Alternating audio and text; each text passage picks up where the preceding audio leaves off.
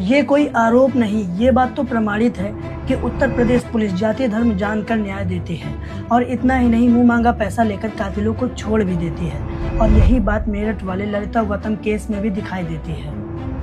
सामाजिक दबाव के चलते मुख्य आरोपी को तो गिरफ्तार कर लिया गया है, लेकिन सबूत मिटाने वाले 2 कातिलों को बाहर छोड़ा गया है। और जब इसी के खिलाफ बहुजन समाज के लोग अपने समाज की बहन को न्याय दिलाने के लिए मेरठ कमिश्नर ऑफिस का घेराव करते हैं, तब उनके खिलाफ गुस्से में एसएसपी अविनाश पांडे सहित कई अन्य पुलिसकर्मी लाठीचार्ज करते हैं और एडवोकेट रवि गौतम और उनके साथियों की गिरफ्तारी के बाद पिटाई करते हैं, जो कि साफ साफ पुलिस की बर्बरता को दर्शाता है। लेकिन उसमें एक पारदर्शिता है, वो पारदर्शिता मैं आप सभी लोगों के सामने रखता हूं, फिर आप भी मेरठ पुलिस की इस हरकत पर थूकेंगे। मेरठ के टीपी नगर क्षेत्र की रहने वाली 21 वर्षीय बीए अंतिम वर्ष की छात्रा ललिता गौतम 15 मई को लगभग 11 बजे अपने घर से अपने लास्ट सेमेस्टर के लास्ट एग्जाम को देने के लिए निकलती हैं, जिसके बाद कॉलेज पहुंचने से पहले ही इस केस के मुख्य आरोपी अंकुश और उसके दोस्त अंकित और निशांत उनको अगवा कर लेते हैं।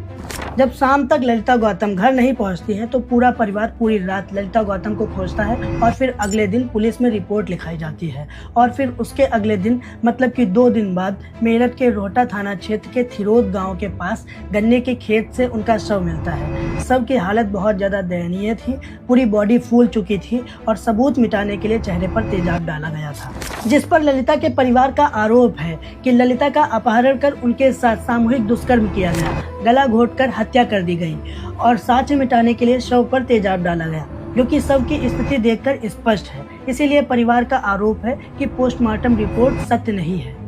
परिवार के इस विरोध से मेरठ पुलिस का असली रूप देखने को मिला। परिवार और सामाजिक दबाव के चलते पुलिस ने मुख्य आरोपी अंकुश को तो गिरफ्तार कर लिया था, लेकिन उसके साथ ही अंकित और निशांत की गिरफ्तारी अभी तक नहीं हुई थी। और इसके अलावा पुलिस इस केस में एक और अलग एंगल डालने की कोशिश कर रही थी। पुलिस का कहना था कि इस घटना को प्रेम संबंधों के कारण अंजाम दिया गया है। ललिता गौतम पर लगाए गए झूठे आरोपों और कातिल के साथियों की गिरफ्तारी में ढिलाई देखकर और केस होने के 1.5 महीने बाद ललिता गौतम के परिवार और हमारे बहुजन समाज के संघर्षशील साथी 8 जुलाई को न्याय की मांग के लिए महापंचायत बुलाते हैं और एसएसपी को कार्यवाही के लिए व्यक्तिगत रूप से ज्ञापन देने जाते हैं। लेकिन होता क्या है, उन लोगों के लिए कलेक्ट्रेट ऑफिस का दरवाजा ही बंद कर दिया जाता है। फिर उसके बाद सभी प्रदर्शन की मंशा से कलेक्टर ऑफिस के सामने ही बैठ जाते हैं। फिर उसके बाद एसएसपी अविनाश पांडे द्वारा प्रदर्शनकारियों पर लाठीचार्ज करके पुलिस डिपार्टमेंट पर कीचड़ उछालकर ये प्रकर्म करते हैं। एडवोकेट रवि गौतम और अन्य साथियों को गिरफ्तार करके वैन में पीटते हैं और लोगों पर एफआईआर दर्ज करते हैं। और जब एसएसपी अविनाश पांडे पर ही कार्यवाही की मांग होती है, तब बोलते हैं कि मेरे